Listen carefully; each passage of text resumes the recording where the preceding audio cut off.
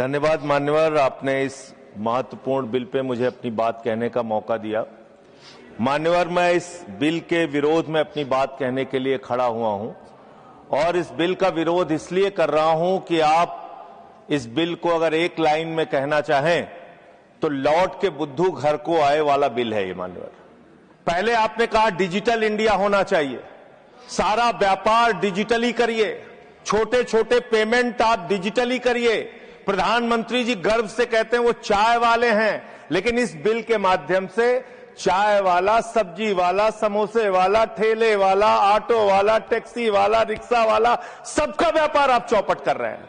क्या कह रहे हैं आप इस बिल के अंदर? आप इस बिल में कह रहे हैं कि यूपीआई से जब आप पेमेंट करेंगे तो जो व्यापारी होगा, जो व्यापार कर रहा होगा, जिसके खाते में आप पैसा डालेंगे, उसके ऊपर हम टैक्स लगाएंगे। क्यों लगाएंगे आप टैक्स? छोटे छोटे व्यापार, सब्जी वाले पे, चाय वाले पे आप अतिरिक्त भार डालने जा रहे हैं।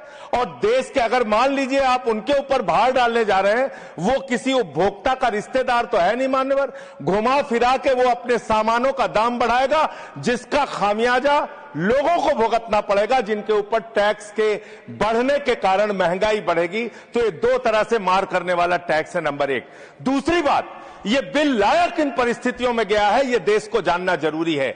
31 मार्च 2026 को जो यूनाइटेड स्टेट्स ट्रेड रिप्रेजेंटेटिव्स है, USTR, इसने आपत्ति जताई कि हिंदुस्तान में यूपीआई पर जीरो टैक्स की वजह से हम लोग बर्बाद हो रहे हैं।